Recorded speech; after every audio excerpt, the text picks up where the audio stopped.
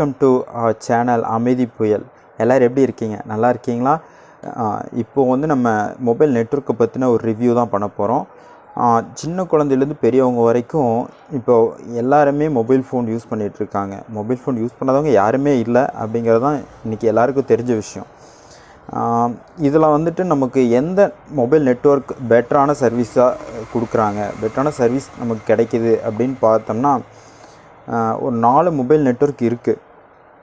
அதில் எல்லா மொபைல் நெட்வொர்க்குமே நமக்கு பெட்டர் சர்வீஸ் கொடுக்குறாங்களான்னு கேட்டால் கண்டிப்பாக இல்லைன்னு தான் சொல்லணும். அதில் ஜியோ, ஏர்டெல், விஐ, பிஎஸ்என்எல் இந்த 4 நெட்வொர்க்குமே நமக்கு மொபைல் சர்வீஸை கொடுத்துட்ருக்காங்க. இதில் நமக்கு ஜியோ எடுத்துட்டோன்னா ஒரு பெட்டர் சர்வீஸ் இருக்குதுன்னு கண்டிப்பாக சொல்ல முடியும். பல இடத்துல அதை நம்ம செக் பண்ணி பார்த்துருக்கோம்.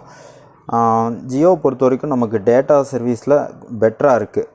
மற்ற நெட்வொர்க் கம்பேர் பண்ணும்போது டேட்டா சர்வீஸ் வந்து பெஸ்ட்டானது ஜியோன்னு கூட சொல்லலாம். ஏர்டெல் பொறுத்த வரைக்கும் கண்டிப்பாக வந்து நம்ம அது ஒரு இப்போ இருக்கிற சூழ்நிலைக்கு அது ஒரு கொஸ்டின் மார்க்காக தான் போயிட்டுருக்கு.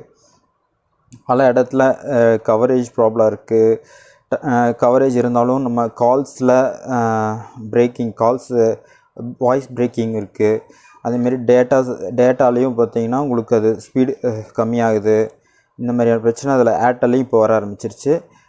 விஐ பொறுத்த வரைக்கும் அது உங்கள் சாய்ஸ்லேயே நான் விட்டுறேன். ஏன்னா விஐ வந்து ரொம்ப கம்மியான யூசர்ஸ் தான் இருக்காங்கிறது நம்ம பல இடத்துல கேட்டதில் தெரிஞ்சிருச்சு.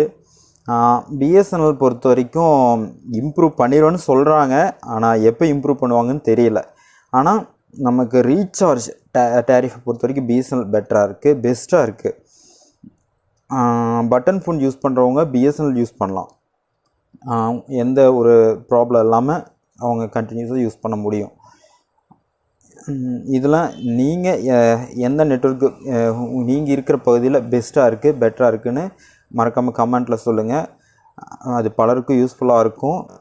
பல தகவலோடு அடுத்த வீடியோவில் சந்திக்கிறேன். அது வரைக்கும் உங்களிடமிருந்து விடைபெறுவது உங்கள் தினேஷ். பாய்.